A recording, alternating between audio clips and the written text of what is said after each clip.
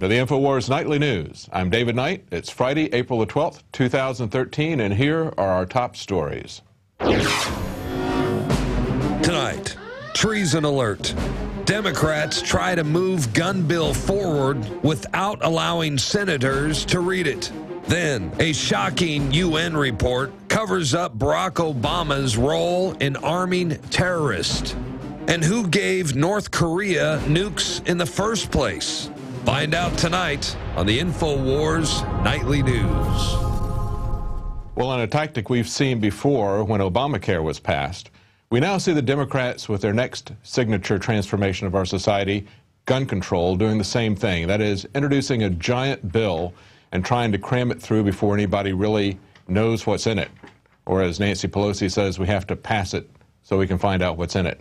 These are the rights that we're trying to protect by requiring a 60-vote threshold on any new gun control legislation.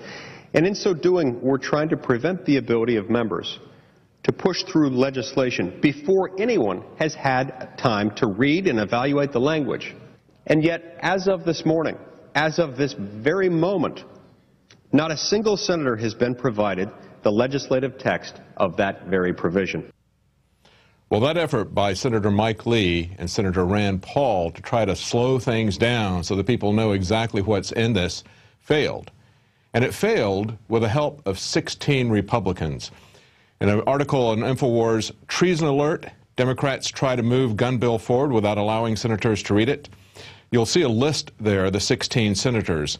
And there's some quotes there that are kind of interesting. Mike Lee says, "We're trying to prevent the ability of members to push through legislation before anyone has had time to read and evaluate the language. As of this morning, as of this very moment, not a single senator has been provided the legislative text."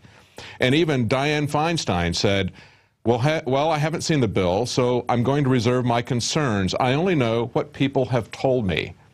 We've seen this all before. We saw it with Obamacare. And we've seen what we're seeing here, and take a look at these 16 senators here, because these are the senators that I like to call, many of them are the NDAA wing of the Republican Party. These are people like Richard Burr out of North Carolina, Lindsey Graham, John McCain, and joined in all of this is a new senator, Pat Toomey, relatively new, who has joined with Senator Joe Manchin of West Virginia, and they've put forward a background check bill into this that is something that we should all be very concerned about. Even the ACLU is concerned about a national registry, and when you have the ACLU, no friend of the Second Amendment, joining with the NRA, concerned about the civil liberties ramifications of this, that's something you should be worried about. But these are senators who are not concerned about our civil liberties. They've come after the Fourth Amendment. They don't care about your right to be searched in the airports. They don't care about your due process in the Sixth Amendment. They put up the NDAA. And now they're coming after the Second Amendment. And these are senators who, like Senator Burr out of North Carolina, I know from having lived in North Carolina that he voted for TARP, is also a supporter of NDAA, and he even introduced and sponsored a bill to punish whistleblowers. We don't want anybody like Bradley Manning who's going to tell us what the government is really up to. Those types of people need to be punished severely, according to Richard Burr. Well, we've got also some information about what amendments may be coming up on this. And this is something we need to watch closely. Harry Reid has said he's going to keep the amendment process open. And Roll Call magazine talks about some of the things that may be coming up, some of the amendments that may be coming up. Some of these are good amendments, possibly won't be passed. The first one is a concealed carry amendment, which would essentially stop people who have a concealed carry permit from being harangued if they travel into a state like New York, for example. A lot of people have run afoul of New York laws because they had weapons in their trunk that were safely stored that other states would recognize, or because of their concealed carry, they're not allowed to carry in New York. It becomes a tripwire, traveling from state to state and having different gun laws in each of those states. But number 2 on this list is one of the things I want to take a quick look at, and that's the mental health records provision. Now, this is something that is being put forward by a lot of Republicans, and Democrats are backing away from this. But also it's supported by the NRA. But I find it troubling, and we should all be very concerned about this push to try to deflect some of the regulations onto people who are mentally disturbed, for example. As we pointed out, the people who are doing these mass shootings are typically on psychotropic drugs that are prescribed by the psychiatric people, and this is something that, you know, they're expanding this to get people and trap people that have just had antidepressant medication, and to expand that to everybody that's in their family. So this is something that we really need to be concerned about, because this is something that is having the guns taken away from people who are not found guilty of a crime or a felony. They're just people who have been reported by a psychiatrist or mental health official, and we need to be very concerned about that. Even if the NRA supports that, I don't think that is something that we should be comfortable with, that people lose their due process. Also in there are, as a third thing in this list, is armed prosecutors being, it's a possible amendment that may come in, that is, armed prosecutors may be allowed to carry weapons, because we've just had two recent shootings here in Texas. One of them, a prosecutor, a judge, and another law enforcement person. They're going to give, though, special favors to law enforcement personnel. They're going to be a special class of person. So while you and I will lose our rights to keep and bear arms, we're going to see law enforcement officials at the state and federal level get special privileges. And not only would they be allowed to carry weapons, but this proposed amendment would allow them to carry and obtain any ammunition magazine of any size. So we see all kinds of exemptions being put in for government officials. We see essentially a two-class structure here of who is allowed to own firearms and who isn't. But don't worry about that. According to Biden, this is all just in your imagination, and they would never take away your firearms. Remember, he made those promises early on, but now he says anybody that's concerned about gun control, about gun confiscation, about losing your gun rights, that's part of the black helicopter crowd. And Jakari Jackson has a report on that. Let me read some of the things they're saying about background checks. They say, quote, "We, the federal government, want to put every private firearms transaction right under the thumb of the federal government and keep all those names in a massive federal registry." Kind of scary, man. Black helicopter crowd really is upset.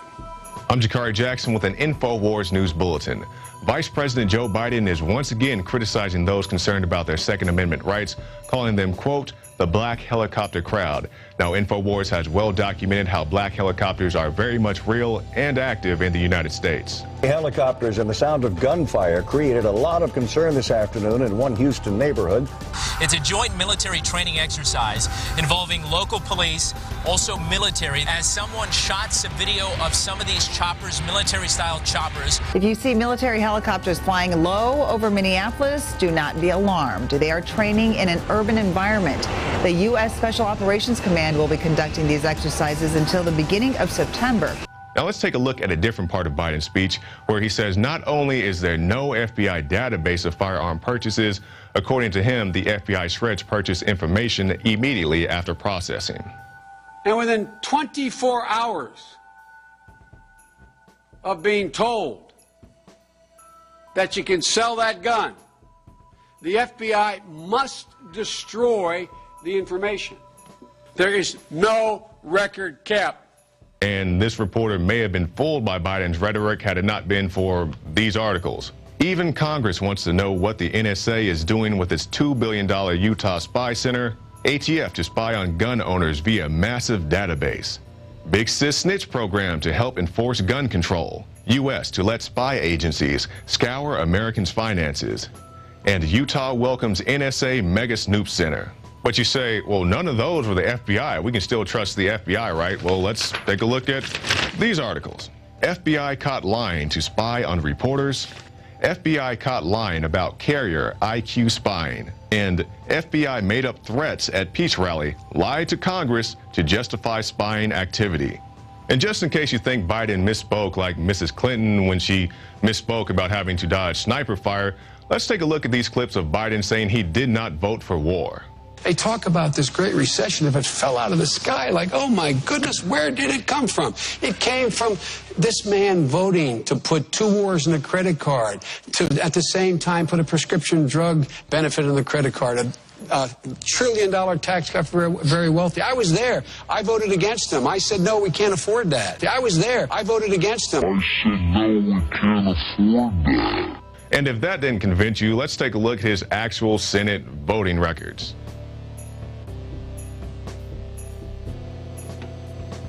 So there you have it, documented proof that we can trust Joe Biden, who never lied about guns or wars or anything else.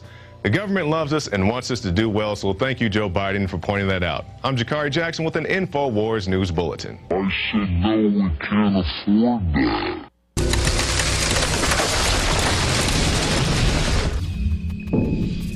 Well, in a report from WorldNet Daily, they report that the UN covers up Obama's role in arming terrorists. That's right. During a fight against Gaddafi's regime in 2011, it was widely reported that the Obama administration coordinated foreign arms shipments via cutouts to Libyan rebels. And in the UN cases, both proven and under investigation, there were illicit transfers from Libya to more than 12 countries, and also to terror and criminal groups, including heavy and light weapons, manned portable air defense systems, small arms and related ammunition and explosives, and mines. Now, this is all relevant to what's going on with the gun control debate, actually, because the UN Arms Trade Treaty that is currently going through, and that is the thing that's really pushing for registration and background checks. There's essentially a double push. There's a domestic push that's being led by the Democrats and by the Sandy Hook and the Aurora shootings, but there's also a UN Arms Trade Treaty, and both of them are trying to achieve the same objective, and that is gun registration and background checks on a much larger scale than we've ever seen before. And the justification for that is to crack down, the UN Arms Trade Treaty's justification is to crack down on arms that are flowing across borders. And yet the strange thing is that we see that it is the United States government that is moving arms across borders. We saw that in the Fast and Furious false flag attack that they were setting up, and CBS pointed out that it was set up to attack the Second Amendment. And now we see that the UN and the U.S. government were supplying arms to Libyan rebels to take down Gaddafi, and that these arms are now going to countries that we're supposedly terrorist countries that we're at war with. So because they ship these arms out to terrorist countries, and because they ship arms across the borders, we're supposed to lose all of our rights. We're supposed to lose our Second Amendment rights, as well as our Fourth Amendment rights and our Sixth Amendment rights because of the war on terror. And now we're supposed to lose our Second Amendment rights. And these are all threats of things that are happening that our government itself is doing. They're moving the arms across borders. We see the same thing happening in Korea, actually. There's an article that came out today that we covered on Infowars. Who gave North Korea nukes in the first place? We're told that we have to go to war against North Korea, that we have to attack them. People are calling for a preemptive attack against North Korea, but it bears looking at to see where did they get these in the first place. Former Defense Secretary Donald Rumsfeld presided over a $200 million contract to deliver equipment and services to build 2 light water reactor stations in North Korea in January 2000 when he was an executive director of ABB. Wolfram Eberhardt, a spokesman for ABB, confirmed that Rumsfeld was at nearly all the board meetings during his involvement with the company. And Rumsfeld was merely picking up the baton from the Clinton administration, who in 1994 agreed to replace North Korea's domestically built nuclear reactors with light water nuclear reactors. Now, they said at the time that these nuclear reactors were not anything that could be used to make nuclear bombs. But Henry Sokolowski, head of the Non-Proliferation Policy Education Center in Washington, said otherwise. He said these reactors, like all reactors, have the potential to make weapons. So you might end up supplying the worst nuclear violator with the means to acquire the very weapons we're trying to prevent from acquiring it. So we see that at the same time, the government who is supplying terrorists, who has created al-Qaeda, tells us that we have to lose all of our rights to protect us from al-Qaeda. The government who ships arms across borders tells us that we have to be registered and identified as gun owners because We don't want arms being shipped across the border. And now the UN is, now we're told that we have to go to war against North Korea because they have nuclear weapons, which Rumsfeld and the Clinton administration gave to them and okayed to sell to them in the first place. It's kind of the same story repeated over and over again. Well, some interesting news came out today about what it takes to actually hijack a plane. You don't have to actually be on the plane. You don't have to have box cutters, or you don't have to have a lot of liquid to hijack a plane. No, actually you can do it from an Android phone. Yes, a hacker used an Android to remotely attack and hijack a plane. In a practical demonstration of how to remotely attack and take full control of an aircraft, this seminar, Hack in a Box security conference, they said the complete attack will be accomplished remotely without needing physical access to the target aircraft at any time, and a testing laboratory will be used to attack virtual airplane systems. The person doing this said that once he's into the airplane's computer, he's able to manipulate the steering of a Boeing jet while the aircraft was in autopilot mode. And the only countermeasure available to pilots, if they even realize they're being hacked, would be to turn off the autopilot. Yet many planes no longer have old analog instruments for manual flying.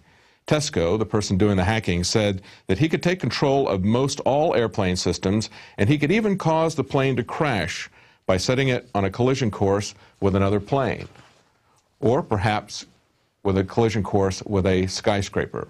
Who knows? It's interesting, I find, that if you look at Operation Northwoods, they were talking about remotely controlling airplanes and staging a false flag terrorist attack back in the 1960s. And we didn't see anything about any remote control technology until really after September 11th.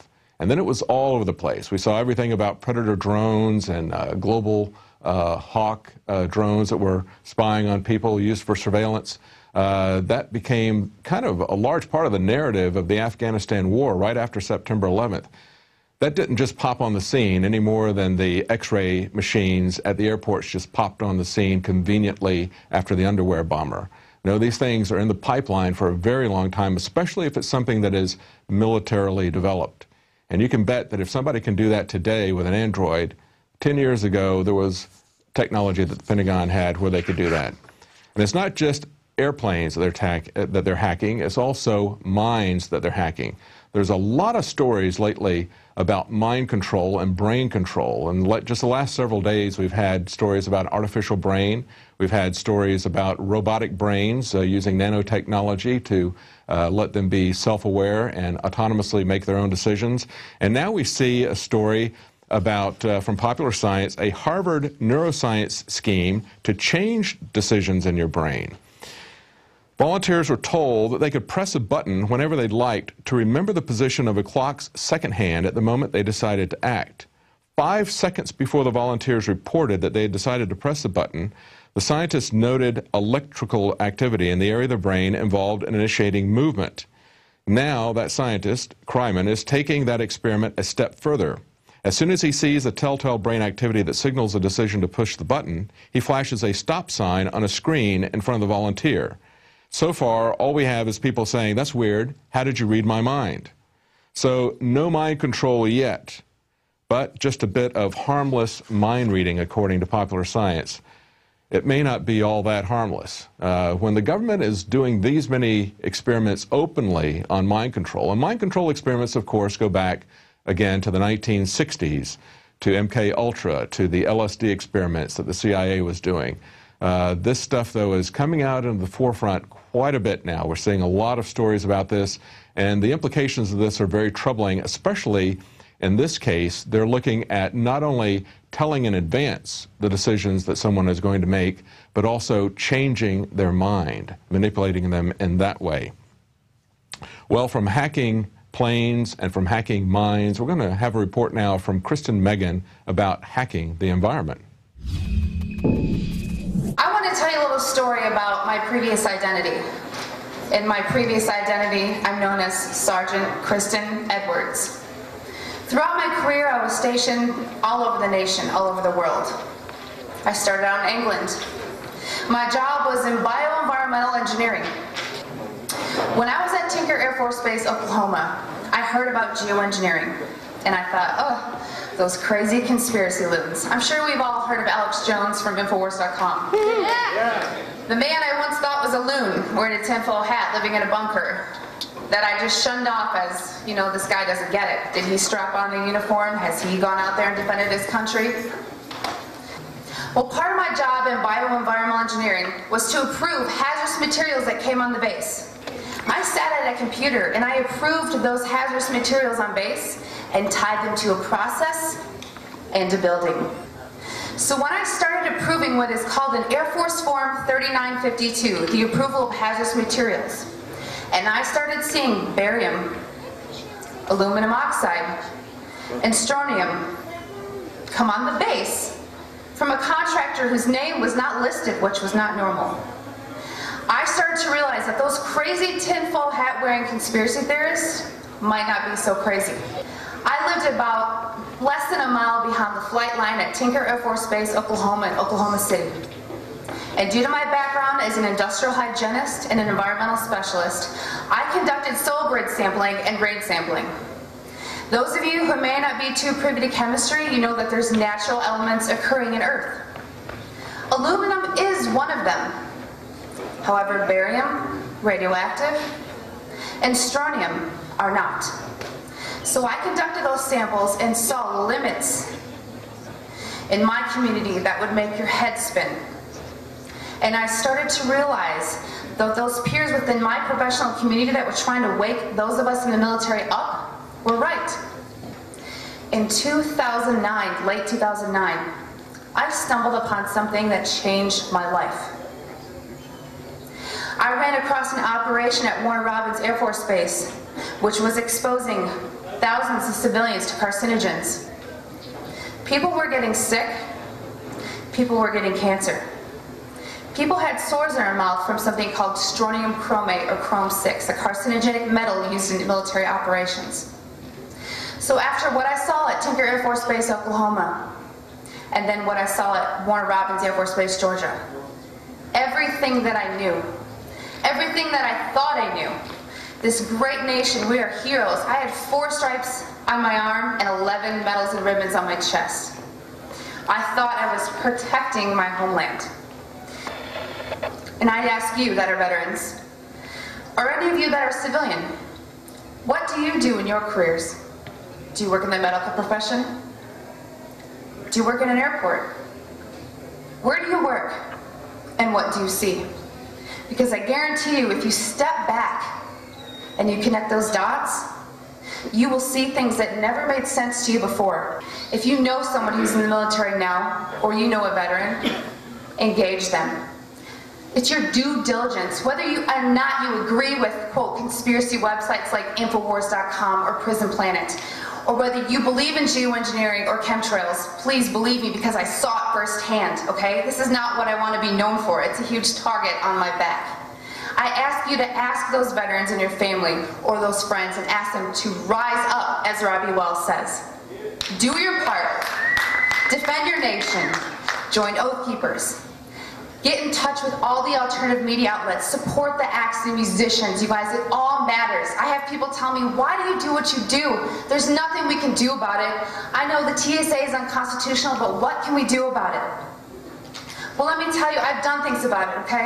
I've shot documentaries. I've done TV shows. I have things in the works I can't even mention so that they don't get edited before they air. You can do something about it. So just remember these numbers. 2001. I thought I was doing good. 4 stripes on my arm, 11 medals on my chest. One day to change my life. What day will be yours? Because trust me, it will come. It will directly affect you, and you will remember this. So please, rise up, do your due diligence, do your own investigations, and support your military by educating them. Well, the stories we've covered tonight are not the kind of stories that you're typically going to see in the media. They've got their own agenda. And abortion is actually part of their agenda. You know, if we had a situation where we had 3,000 people killed in a day, that might be a really big news story, wouldn't it? It might be something on the order of September 11th. But that is what happens every day with abortions. We have that many lives lost every day through abortion. And not only that, but if we had a story, imagine if we had a story where there were heinous details about decapitation and mutilation, that might also make the news. But it's not making the news in the Philadelphia abortion trial of Dr. Gosnell.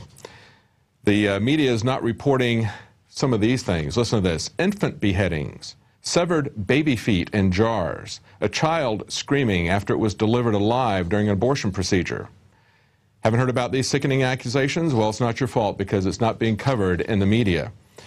We have quotes from people who have worked as staff there who say that it would rain fetuses and blood all over the place. That's what he said in the trial. But here's the headline that the Associated Press put on their story about the testimony that saw 100 babies born and then snipped. He says, the headline read, "Staffer describes chaos at Pennsylvania abortion clinic."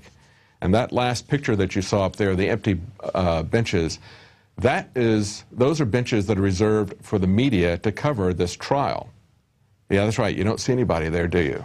Well, it also said in this op-ed piece, and this actually came from USA Today, surprisingly, they said a LexisNexis search shows that none of the news shows on the 3 major network television stations has mentioned the Gosnell trial in the last 3 months. The only exception was when they were talking about anti-abortion laws, and Peggy Noonan threw this into the mix, so it wasn't even planned. Well, we're going to be talking about media bias right after the break. We've got a couple of people here on the staff that you don't normally see in front of the camera, and they're going to tell you about the National Association of Broadcasters, and they're going to tell you about some stories they saw there as well as what they saw about media consolidation. We'll be right back after the break. Stick with us.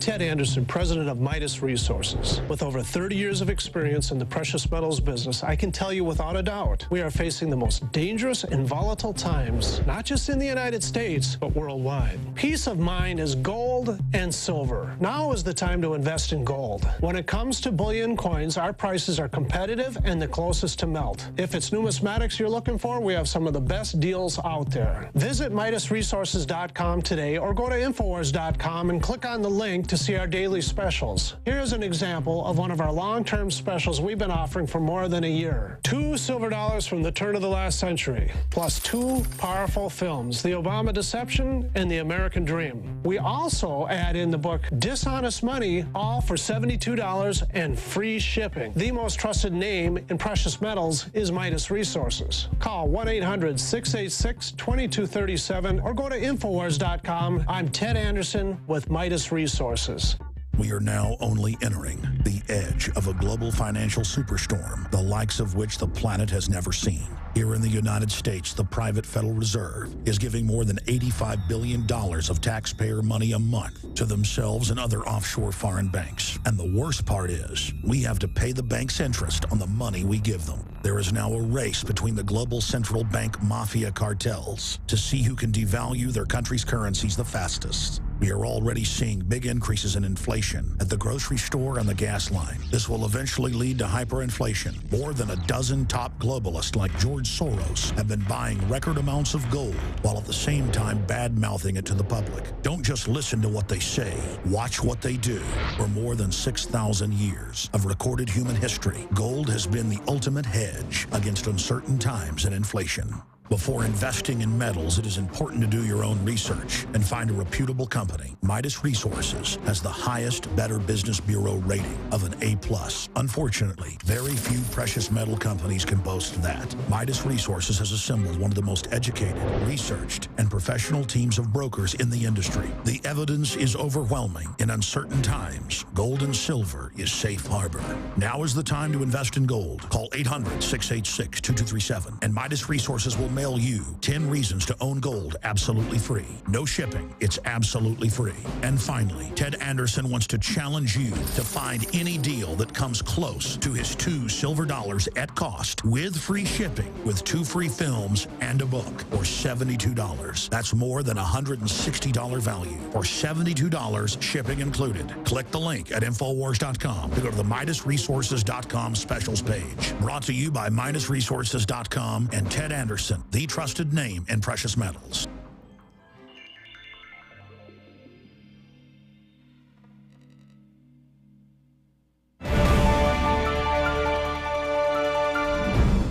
Well, as I talked about earlier, the media exercises a great deal of control in just what they decide to report on. Not only what they say, but even the stories they decide to cover, just as they did not discover, they're not covering the abortion trial in Philadelphia. We have a couple of our crew here who went to Las Vegas this last week to the National Association of Broadcasters convention there, and they noticed something very interesting. We're going to let them tell you about that right now. It's John Bowne and Marcus Morales. Welcome, guys. Hey, good to be here, David. Tell us a little bit about that trip, what you saw there. Well, you know, Vegas is always an interesting place to go. But we went there to the National Association of Broadcasters, which is a convention.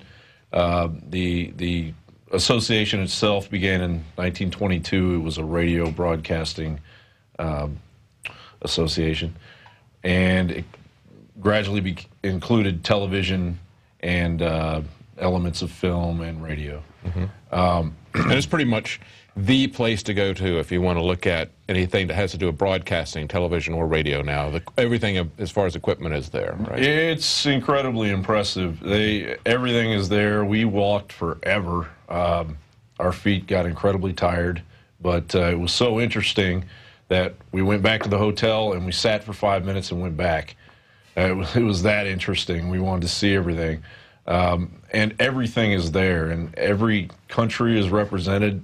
It's so global at this point that there are people representing products from other countries that don't even speak English. Mm-hmm. We were shopping for new equipment for the studio here, which is why we need you guys' support out there. Absolutely. To help us get the latest and greatest. We found some stuff within our means, within our budget, and some of the guys are bringing up the interface, and it was like, it was in Japanese characters, and so that's how diverse. Yeah. We talked to companies from Australia, companies from Dutch companies, German companies, Spanish companies even. Mm-hmm. All the great toys are there, all the toys necessary for broadcasting. And that's the thing, we're doing a major, like you mentioned, a major build-out of additional studio. And it's going to be great. Yeah, it's going to be a great studio. It's going to really help us with what we're covering. It's going to allow us to do more reports because we can do things simultaneously with multiple studios. It's really important for people to support us at Infowars store. But see, all that equipment is what draws the representatives from the media there. Mm-hmm. There was representatives from every corner of the earth. Yeah, and the products that were there, the technology that was there, at some point it was like you jumped into the ocean and there are all these weird fish because the technology, some of it was a niche that hadn't been hit yet, and you know, some of it made sense that they were making that and some of it didn't, you know. And as he said, the Japanese, the folks that we met, they were very nice, but you know, they mainly spoke Japanese, so customer service would have been an issue. That's right. But, well, tell us what you saw there, because you know, it was interesting because this was a bunch of broadcasters that were there, and you saw a very interesting news event. And news outlets there, yeah. There was a lot of people out there talking about, you know, their news product, their news as a product, essentially. Right, right. They're packaging their show for redistribution. Yeah, right. And there was. The place was packed with media representatives, news people, you know, people who are supposed to be telling human stories from around the globe. And then right outside, we were trying to make a point of you know, the consolidation of media into less and less hands and tighter and tighter controls over the message.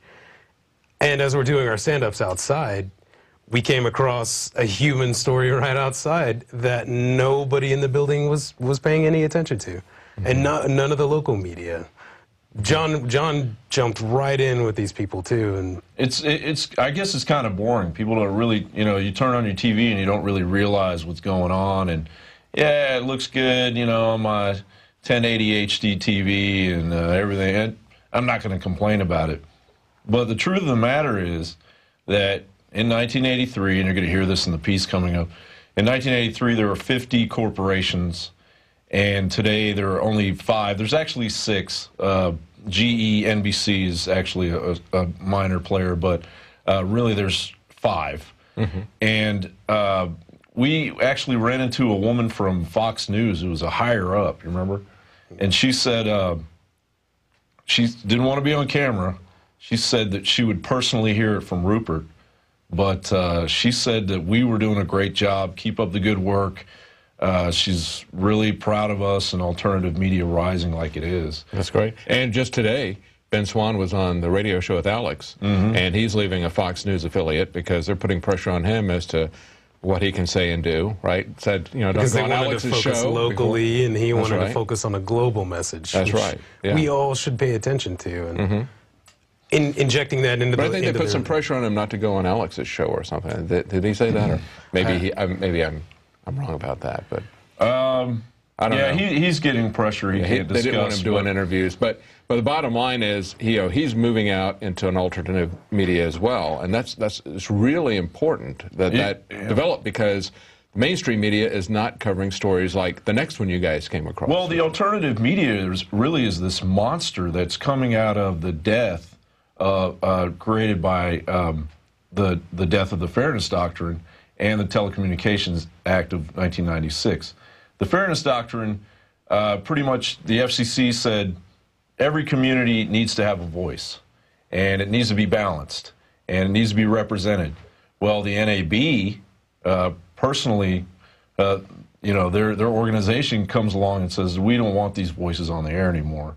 But, you know, they did the Hegelian thing where they said, we're going to take care of it where it's regulated, and we'll make sure, you know, the cream of the crop of these voices gets on the air, and they're still represented. Well, you know, about 5 years later, after they pretty much destroyed the Fairness Doctrine, those voices were gone, and they're gone today. And now the Telecommunications Act of 96, we're seeing that big time, especially in music. The Telecommunications Act of 96, years ago, you could own a certain amount of radio stations in a major market. I think it was 3. And then you could own a smattering of smaller, minor markets. I think it was maybe 12. They deregulated the whole thing. And so Cumulus and Clear Channel bought up all, especially Clear Channel, bought up all of the radio stations across the country. And just to give you an example, the effect that that had locally was in Minot, North Dakota, a train overturned, and it had all these toxic chemicals on it, and it just spilled out into the community for days. And there's nobody at the station. It's just automated.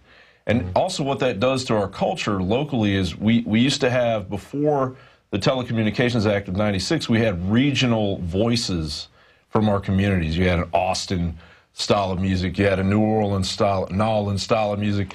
You had an LA style of music. And these regional voices went out to, you know, the larger voice, which used to be music television or, you know, VH1 or so on. But, you know, the Grammys were full of talent that was regionally being created by these communities. And now, since it's so homogenized, we don't even really realize it. You turn on your radio, your classic radio, and you're like, oh, great, you know, 38 special for the 1200th time. That's awesome. I can't wait to hear that again. I'm being sarcastic. There are these voices out there that were musicians, and musicians get a lot more listeners than politicians. So I think the Telecommunications Act of 96 was basically almost a form of communism in the way that it just put a stranglehold on the regional, local, community voices of America and in American music and creative people. And now here we are in this homogenized world where the people representing us musically are completely outward. So you're seeing the same thing in music that you see in news and in other television broadcasting, that sort of things. Massive, and microcosms, and they're all connected together into this giant macrocosm. And of course you see that also happening retail. I mean, it's hardly any segment of society that you don't see this massive consolidation under the control of just a few corporations. You know, it's great to see in Austin that there's a thriving music scene and there's a thriving independent restaurant scene. When I came here, there's a lot of micro entrepreneurs that are here. That's very unusual, though. Yeah, it is unusual, and people here in other parts of the country. We're pretty much spoiled here in Austin. There are other areas in the country like Monterey, California. There are Athens, Georgia. Athens, Georgia. There are areas in the country where there's a big, public radio presence, and there's local public radio presence, and there's also they appreciate and respect real musicians, and there are a lot of great musicians out there that are no one has any idea who they are because they're not on the radio, they're not on MTV or on the TV, right. They're not at the Grammys, but they're out there and they're incredibly talented, and the history of American music continues. Well, tell us a little bit about you want to go to your report, or you want to tell us a little bit about what you saw with this other news event besides the consolidation story that you guys were covering? Oh, it was just kind of a bizarre, ironic event. As we left NAB and we attempted to get these media people who were just aimlessly walking around in their own little reality, like they're incredibly important, and they had nothing to say. They had nothing to say. They had nothing to say about media. Here they are. They're from media and they won't talk to us. I mean, about media. We can go out on the street and we can pull people in. I mean, literally, we must have asked like 30 people, and they were all just too good for us, except for the woman that talked off camera. They were on vacation in Vegas. Yeah, right. So what did you see in the street? Well, so as we're leaving that, we did get to talk to one guy, but as we're leaving that, and you'll see him in the piece, we come around the corner, and there's this guy, and he's holding an American flag, remember? And I said, oh, that's a nice flag, and then... You're like, I bet that guy has an opinion. Yeah, I bet he has an opinion. And he walks ahead of us, and all of a sudden we're in this big protest right there in the middle of Las Vegas in front of the convention center. At the main entrance, too. Which is totally ironic. On all four corners of the intersection there. So the news is going on right under their nose. Right in front of them. Right in front of the... And it was right when the convention was shutting down, so the people were drizzling out of the convention center, getting in the cabs right next to these people protesting this injustice being done to them through the cab companies. And looking back, I wish we got more B-roll of those people leaving, because they're just hollow. So you guys covered this. You want to intro the piece, or just go straight into it? Absolutely. This piece that we put together was quickly put together, and we really enjoyed putting it together. But it's a message about the media that we're going to present more. We're going to go more in depth in the future and really expose. But these are the fundamentals of the problem here, basically, in this package. All right, let's take a look at that. John Bowne for the Infowars Nightly News. Behind me is the Las Vegas Convention Center, where a five-headed hydra has rested itself for the remainder of the week. Now, there are a lot of good people in there with a lot of great ideas and a lot of great technology, but they have no idea that they serve a dark lord, a cartel known as the five controlling corporations of the media. They include Time Warner, they include Viacom, Disney, Bertelsmann, and News Corp. In 1983, there were 50. Today, there are 5. Was anyone watching this report alive in 1983? Does the current state of media seem vastly different to you? We once had competition. We had regionalism. We had success based on talent, writing, and public outcry. As a corporatocracy gained ground, it required its singular voice to be heard. But in order to shove their elitist plastic propaganda in our faces, things had to change for the average American. And while we slept, it did. In the mid-1980s, the National Association of Broadcasters launched a campaign to repeal the Fairness Doctrine. The Fairness Doctrine required the holders of broadcast licenses to both present controversial issues of public importance and to do so in a manner that was, in the Commission's view, honest, equitable, and balanced. With the NAB's insistence, the FCC decided to eliminate the doctrine in 1987. Civic discussions among the people of a free and democratic society fizzled out and died. Anybody want to talk about alternative media? Alternative media. Anybody? Or are you all slaves to 5 corporations? I would assume that alternative media is trying to get the truth versus, what the big companies are doing. I believe that's probably, you know, the biggest thing about it is, you know, the other side of the story, or the truth, or whatever. Because a lot of the time they'll just cut it out, like you're going to do with video. You're going to cut certain things out, whatever. But they do it on a scale, you know, the big companies, where they can actually manipulate it. Then Clinton ushered in a complete monopoly by signing the Telecommunications Act of 1996.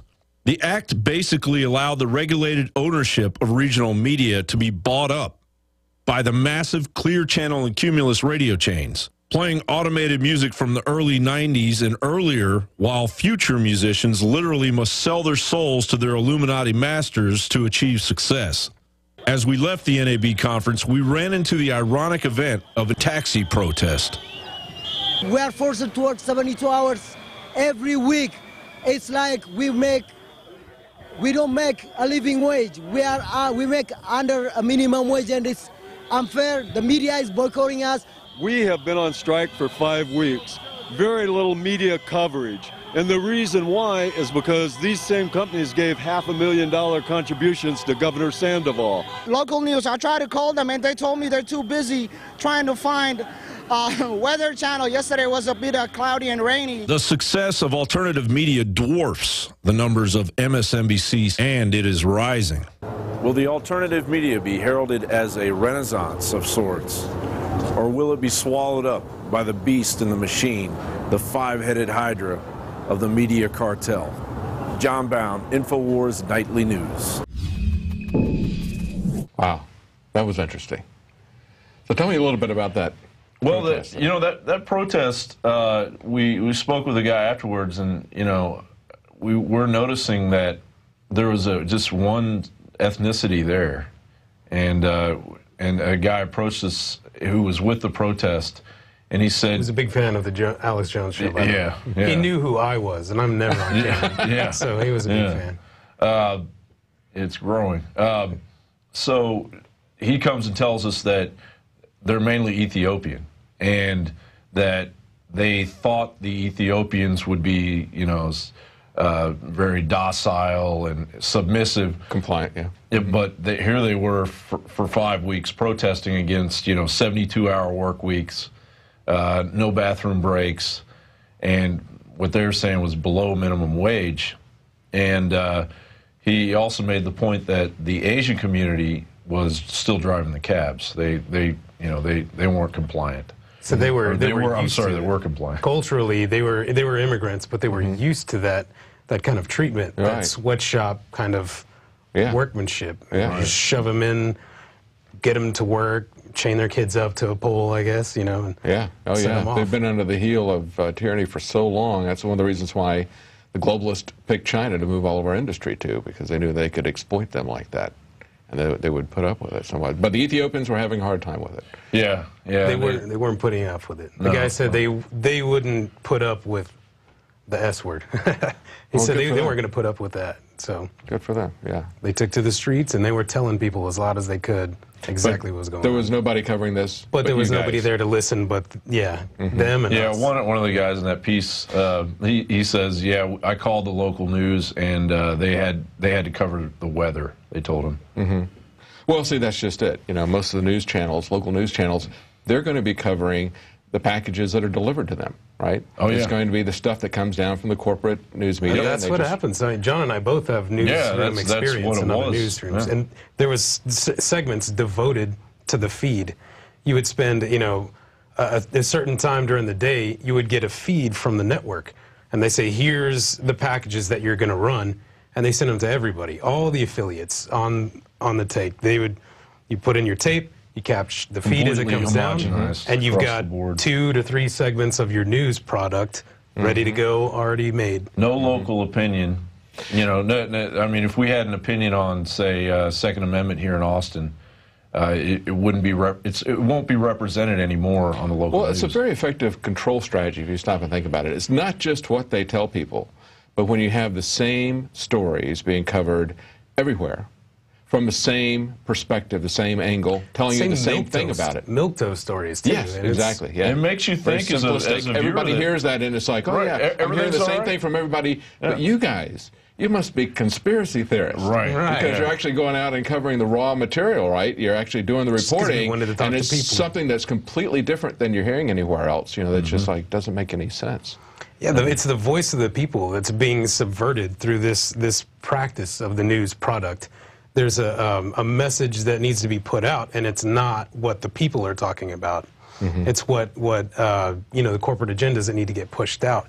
How do you grow your market base? You know, you have to convince them of certain lefts, rights, right or wrongs, and the way to do that is to feed them the right stories to drive them in that direction. It reminds me of what people talk about with movies, theatrical movies, how truth is stranger than fiction. You know, you go out and you take a true story. If you're really close and accurate, it's much more interesting than some kind of a fictional narrative that's cooked up out of Hollywood. You know, and if you go out and you cover what's really happening in the world, and you do it honestly, and you do it from the perspective of what people want to know about, it's a lot more interesting than this dumbed down, homogenized narrative that comes from the corporate newsrooms and then filters down through the hierarchy to the local news stations. Well, it's a lot more exciting to live your life as somebody with your own mind, your own free will and creativity than to be some kind of sheep that will just take anything and think that safety in numbers is what's going to make your life meaningful, when in fact you're going to be dead real soon. We all are. And did you live your life to the fullest with creativity, with what you believed in, to being true to yourself, or did you just give in to what they wanted you to be? Well, I think content is going to win out. You know, I mean, Alex's show, his whole, you know, the radio show, the news and everything, it's sticky content. If you can get somebody there, they see it, they see something that's different, they investigate it, they find out that, yeah, there's actually links that show the purchases of the 1.6 billion bullets. They actually link to it. We actually footnote our stuff because it's so hard for people to believe the truth after they've been fed this dumbed down, homogenized stuff. We have to footnote it, so we do. That's funny. There was a guy we met in Vegas after the night was over. You know, we saddled up to the bar, had a couple of drinks, met some people, and one guy knew about Infowars, but all he knew about was the cover story from other sources. So he and I were engaging in some conversations about what our message was, and he was surprised.